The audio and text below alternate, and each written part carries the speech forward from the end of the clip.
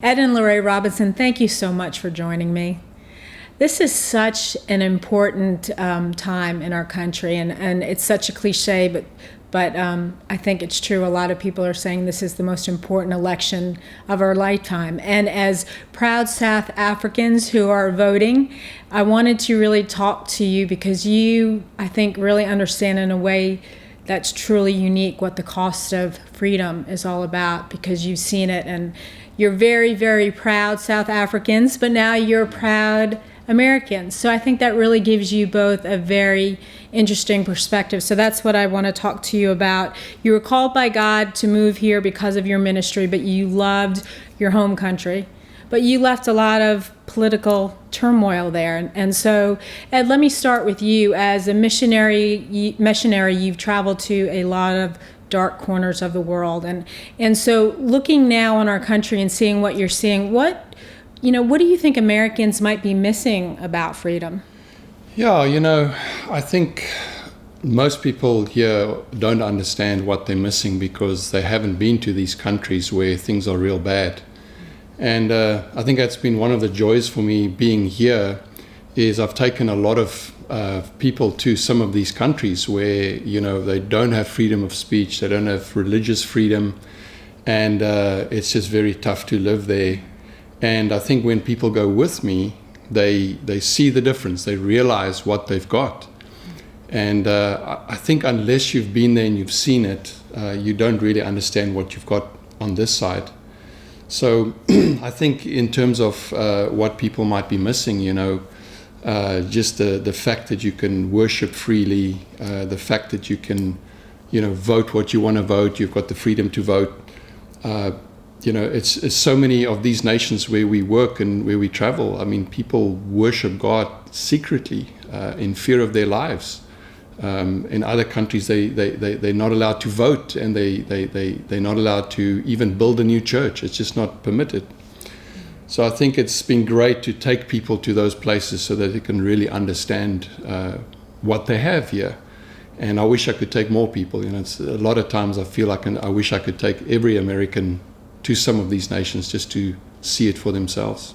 Do either of you look at what's happening now and think, oh my gosh, they're giving up too easily? They're giving up their freedom way too easily.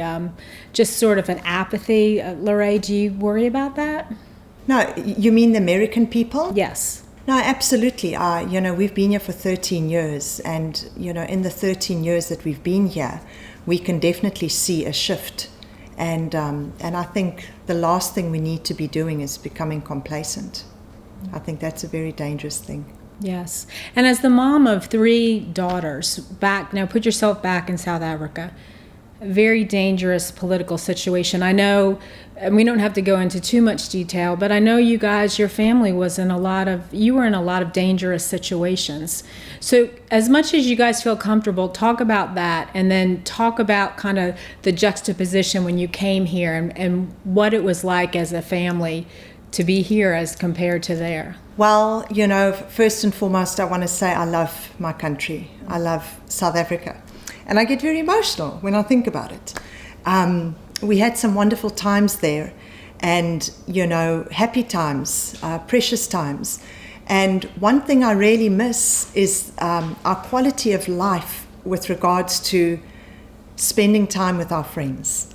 I feel that the American culture is a very busy one. So we run from pillar to post, and we've been here for 13 years, and we're still holding on. And so that's one thing I really miss, is just, people making time to, on a Friday night or Saturday night, get together and just showing up at someone's house for a cup of coffee or tea. It just seems people are very busy here. So, the Lord gave us wonderful friends in South Africa, and the most amazing support base that stood behind us when God called us. And so, just living in South Africa, as we know right now, it's unfortunately that it's not safe, and that a lot of people fear for their safety. So at the end of the day, we were in 3 situations where we had actually 5 if you count the 2 cars that were stolen out of our property. but 3 situations where they broke into the house when I was there, when we were there. You know, the first time me feeding my 6-week-old baby, and, you know, just realize that God protects us. And even our friends and family, we pray so hard for them. And weekly we pray for them. But I have such admiration for them because they carry on with their lives. And they make the best of what they can do, you know. So I don't miss that part. I miss a whole bunch of other things. I miss our South African friends, and we still have those friendships and those beautiful relationships. And then, 13 years ago, we immigrated. And what a culture shock. You know, it was a culture shock. The food is so different. But what was it like your first kind of, because I know that you kind of had to, you know, just differently, you had to live behind fences and safe rooms. And what was that like, you know, and what was that like here the first time? Well, I mean, we had an alarm system in South Africa. Yeah. The yards are very different. They, you know, that we have fencing and in between the houses, and security is really big. So we have, you know, burglar guards in front of the windows. We have trellis doors that lock over a normal door. And I'll never forget, you know, coming here to America and living. We actually, our first month, we lived down the road with a friend in his house, and just living in the deep woods with no burglar bars. I mean, we were walking down the street at 10 o'clock at night, and I mean, it was just crazy. It blew our minds. And I was just so blessed just at the thought of, yes, you know, immigrating. Christy was probably, and I think Ed can speak for the family, it was probably the most difficult thing that we've ever done. But I think when God says and when God sends, the rest will all fall in place. So it's been wonderful bringing up our daughters in the United States of America, and where I felt that I don't have to look over my shoulder so often. I don't have to, you know, sit at a stoplight and look around and be aware. It's been a joy raising our kids in a country and in an environment where I knew they are safe and we are safe. Ed, over the last 13 years, especially over the last, you know, decade, so much has changed culturally. Culturally, it's been just a rocket ship of change in music and video and everything. And you know, from your perspective as a pastor and as a dad and as a husband, do you see things and you think, okay, I've seen this play before, it doesn't end well, America, stop? I think to sort of latch on to what Lorraine was talking about, you know, the crime rate in South Africa has just been very high, and you kind of live under the sword in America, in South Africa, where you're always looking over your shoulder. And I think part of the problem there is that there's so much crime, law enforcement can just not handle it. It's too much. It's so bad in a sense. It's kind of people there, and when you live there, you kind of think it's normal, but you know, there's private companies that's got armed personnel with vehicles that you pay a monthly fee, and if your alarm triggers in your house, they come to your house with their weapons and everything just to come and see, you know, what's going on. So, you know, just to see there the amount of crime and the police can't handle it. And I think just sort of in the last few years to see how in America it's like law and order and law enforcement has been undermined. That's worrying because, you know, people speak about it very, very idealistic of having less police and this and that, but we've lived, you know, where the police can't handle it. And right. When your peace and your security and your safety goes out the door, your quality of life just drops tremendously, you know. So it is concerning to hear and see that kind of talk over here. And we just feel, don't go down that road. Don't do that, you know. That's right. Peace and safety and security is worth gold. And of course, so many of the countries that you travel to that you can't talk about. It's just total government corruption, right? Yeah, I mean, yes. Well, it's maybe more ideologies and religions that makes it hard in those places. You know, whether they, you know, under the authority of a religion or something that don't allow them to worship freely, or in some other countries where it's, you know, communist, and they just have basically no rights, and socialism is completely enforced. And we're seeing right now in this time of COVID, you know, in one of those countries where people are literally, the one lady was telling me she walked almost 2 miles to the next village to go look for food to buy. All she found was, you know, old vegetables that she didn't even buy. And on the way back, all she found was 12 eggs to buy, you know, and that's the condition of that nation that's just living under this ideology. And you compare all of that to America, and it's like, man, this is borderline heaven in comparison.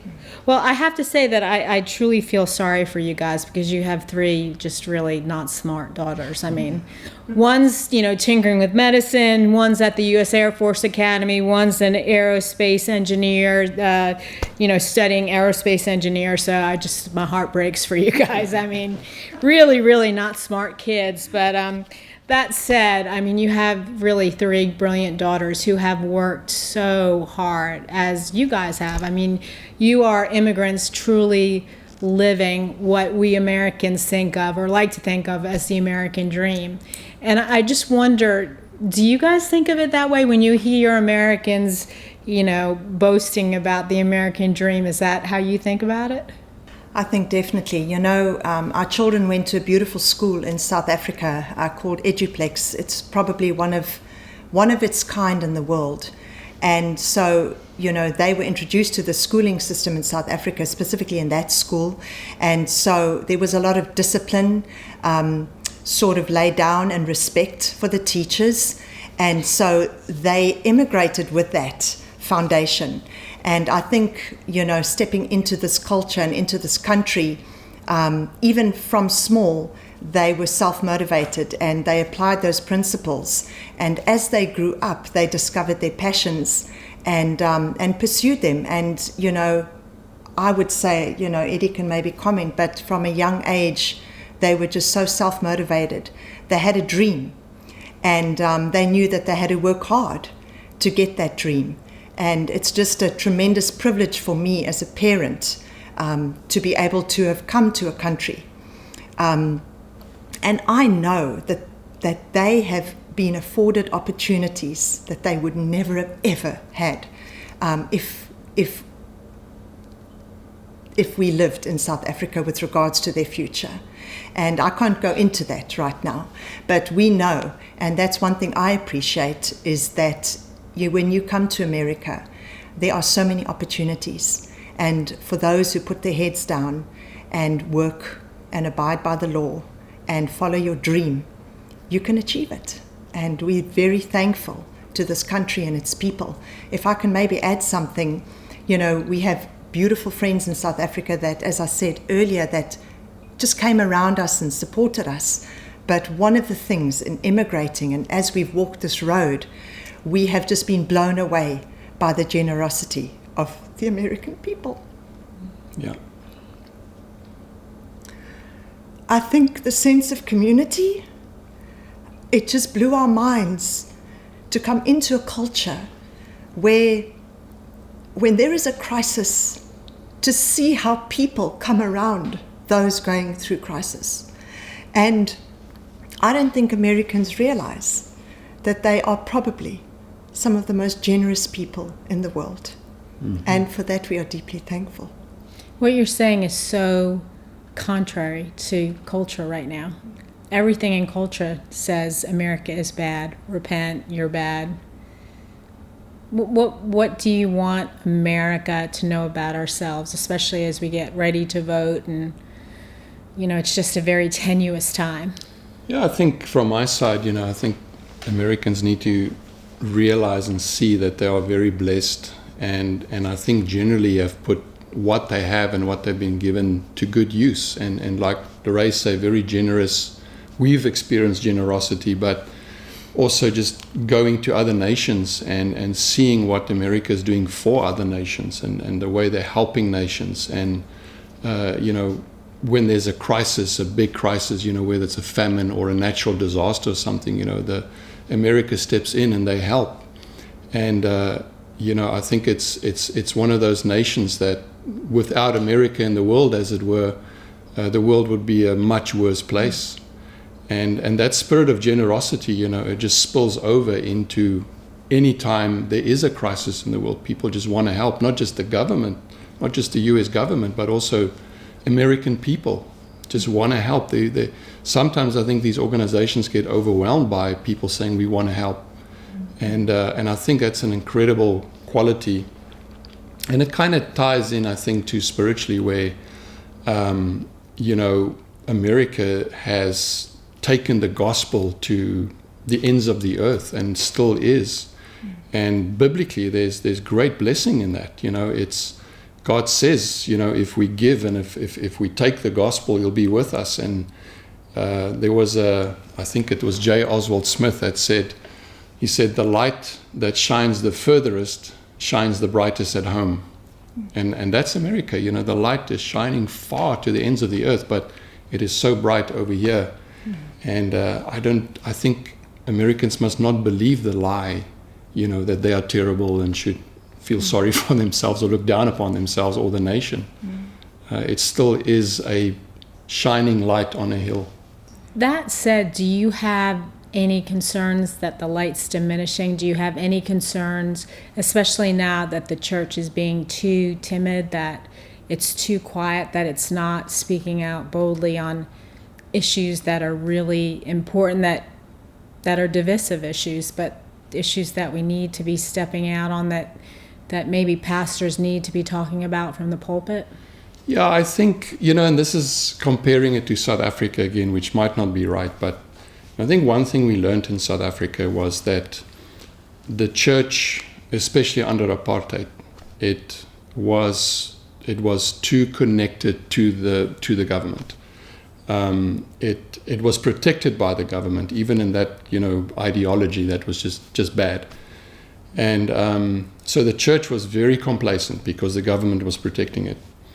And then when apartheid ended and the government totally changed, and overnight everything almost that we believe as Christians just went out the door, the church had to learn to stand on its own feet. And I think if I have a concern about the church today is that it's maybe too dependent and looking too much at politics and politicians and government. I think in the context of government, the nation, all of that, and if you compare it to the Old Testament in the Bible, the church should be the prophet that, when the government is right, should praise it. When it's wrong, it should, go up to it and say what you're doing is not right. And so that is something we noticed immediately as we arrived here, and kind of a danger. I think that the day might come that as Christians we might not be able to vote for any of the parties. We might not believe in any of what they believe anymore. God forbid that happens. So I think the good thing at the moment is that the church is being forced to stand on its feet, and it'll make it stronger, but at the same time, like you said, speak out about issues that should be spoken out about. Lastly, you all voted. Yes. Is it kind of a thrill to vote? It is. I just count it as such a privilege and an honor to be able to vote. And how long have we been citizens now? I think it's 8 years. Is it that long? No, sorry, 5 years. 5 years. Probably 5 years. And we stood for 20 minutes. It was not as long as what I thought. But, just to be able to stand there and have the freedom to vote, and to know that my voice will be heard. And I want to encourage everyone to get out there and vote. Vote for what you believe, and realize that with that vote it comes with tremendous privilege. Amen. Lorraine and Eddie Robinson, thank you so much. Thank you so much. Thanks for having us. Thank you.